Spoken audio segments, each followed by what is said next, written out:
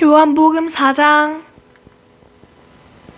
바리새인들은 예수님께서 요한보다 더 많은 사람을 제자로 삼고 세례를 준다는 소문을 들었습니다. 그러나 사실 예수님께서 직접 사람들에게 세례를 주신 것이 아니라 제자들이 세례를 준 것이었습니다. 예수님께서는 바리새인들이 자기에 대하여 이야기하고 있다는 것을 아시고 유대를 떠나 다시 갈릴리로 가셨습니다. 갈릴리로 가려면 사마리아 지방을 거쳐 가야만 했습니다. 예수님께서는 사마리아에 있는 수가라는 마을로 들어가셨습니다. 이 마을은 야곱이 자기 아들 요셉에게 주었던 밭에서 그리 멀지 않은 곳에 있었습니다. 그곳에 야곱의 우물이 있었습니다. 예수님께서는 오랜 여행으로 피곤하여 그 우물가에 앉으셨습니다. 그때가 대략 정오쯤이었습니다. 사마리아 여자 한 사람이 물을 길러 나왔습니다. 예수님께서는 그 여자에게 내게 마실 물 좀 주시오 라고 말씀하셨습니다. 이 일이 일어날 즈음 예수님의 제자들은 먹을 것을 사러 마을로 내려가고 그 자리에 없었습니다. 사마리아 여자는 예수님께 당신은 유대 남자고 나는 사마리아 여자인데 어떻게 나에게 마실 것을 달라고 하실 수 있습니까? 라고 말했습니다. 당시 유대인들은 사마리아 사람들과 상종을 하지 않았습니다. 예수님께서는 그 여자에게 이렇게 대답하셨습니다.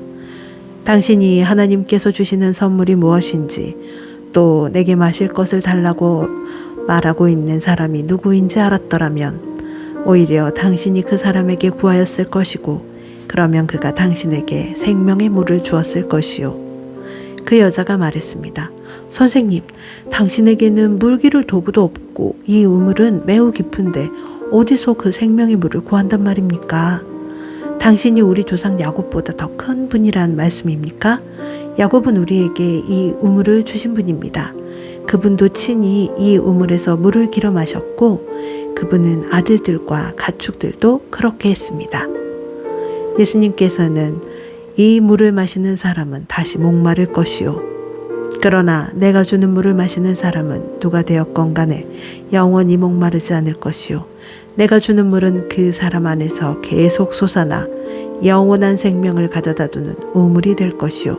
라고 대답하셨습니다. 사마리아 여자는 예수님께 선생님 저에게 그런 물을 주셔서 제가 다시는 목이 마르지 않을 뿐더러 물을 기르러 여기에 오지 않게 해주십시오. 라고 말했습니다. 예수님께서는 그 여자에게 가서 당신 남편을 불러 이리로 데려오시오. 라고 말씀하셨습니다.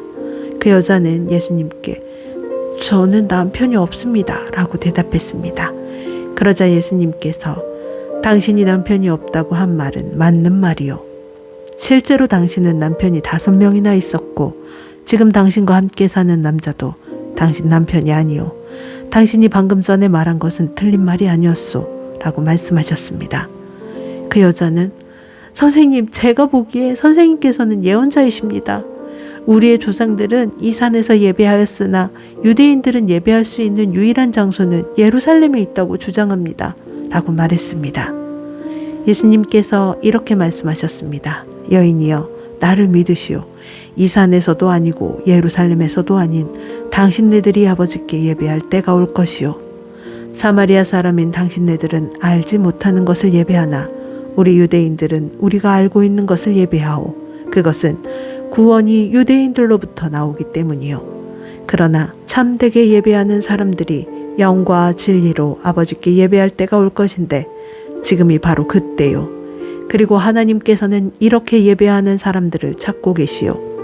하나님께서는 영이시기 때문에 하나님께 예배하는 사람들은 반드시 영과 진리로 예배해야만 하오. 그 여자는 그리스도라고 불리는 메시아가 오실 것이라는 사실을 알고 있습니다. 그분이 오시면 우리에게 모든 것을 설명해 주실 것입니다. 라고 말했습니다. 그러자 예수님께서 여자에게 말씀하셨습니다. 지금 당신과 이야기하고 있는 내가 바로 그 메시아요. 바로 그때 예수님의 제자들이 마을에서 돌아왔습니다. 그들은 예수님께서 여자와 이야기하고 있는 것을 보고 무척 놀랐습니다. 그러나 아무도 선생님 무엇을 구하고 계십니까? 라거나 선생님 무슨 일로 그 여자와 이야기를 하고 계십니까? 라고 묻는 사람이 없었습니다. 그 여자는 물 항아리를 버려두고 마을로 돌아가 사람들에게 말했습니다.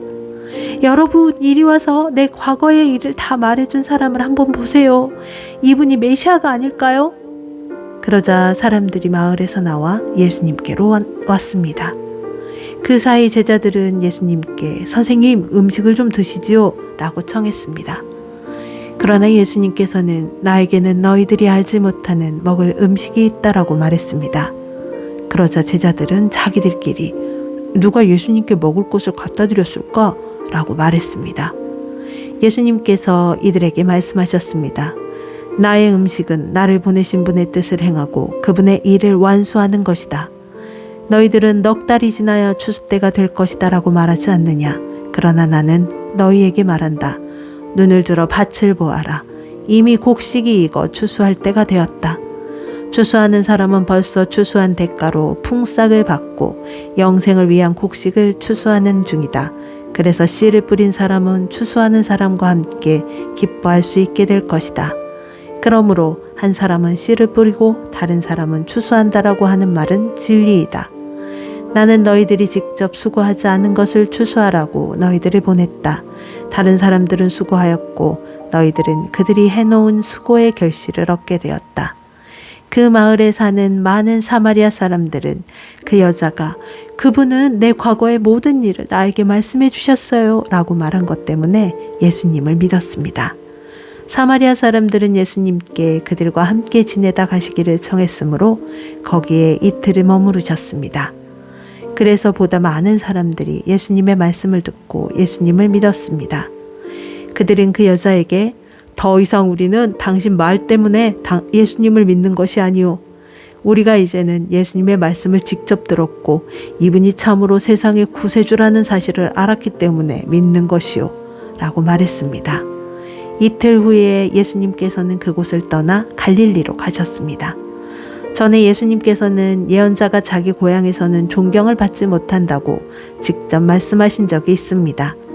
예수님께서 갈릴리에 도착했을 때 그곳 사람들은 예수님을 환영했습니다. 왜냐하면 그 사람들은 유월절에 예루살렘에서 예수님께서 하신 모든 일들을 보았으며 또한 자신들도 유월절에 그곳에 있었기 때문입니다. 예수님께서는 갈릴리 가나를 또 방문하셨습니다. 이곳은 예수님께서 물로 포도주를 만드셨던 곳입니다. 이곳에는 높은 지위를 가진 왕의 신하 한 사람이 살고 있었습니다. 그 신하의 아들은 병에 걸려 가버나움에 있었습니다. 왕의 신하는 예수님께서 유대 지방에서 갈릴리로 오셨다는 소식을 듣고 예수님께 찾아가 가버나움으로 오셔서 자기 아들을 낫게 해달라고 간청하였습니다. 그 신하의 아들은 거의 죽기 직전에 있었습니다. 예수님께서 왕의 신하에게 말씀하셨습니다. 너희는 표적과 기이한 것들을 보지 않으면 전혀 믿으려 하지 않는다. 그 신하가 말했습니다. 선생님, 제 아들이 죽기 전에 가버나움으로 오십시오. 예수님께서 대답하셨습니다. 가시오. 당신 아들은 살 것이오. 그 사람은 예수님께서 자기에게 하신 말씀을 믿고 집으로 갔습니다. 그 사람은 집으로 가는 도중에 자기의 하인들을 만나 자기 아들이 살아났다는 소식을 들었습니다. 왕의 신하가 자기 아들이 낳게 된 때를 묻자 하인들은 어제 오후 1시 무렵부터 열이 떨어졌습니다. 라고 대답했습니다. 아이 아버지는 그때가 바로 예수님께서 당신 아들은 살 것이요 라고 말씀하신 그 시각과 정확히 일치한 것을 알고 자기와 그 집의 모든 사람이 예수님을 믿었습니다. 이것은 예수님께서 유대에서 갈릴리로 오신 후 행하신 두 번째 표적이었습니다. 아멘.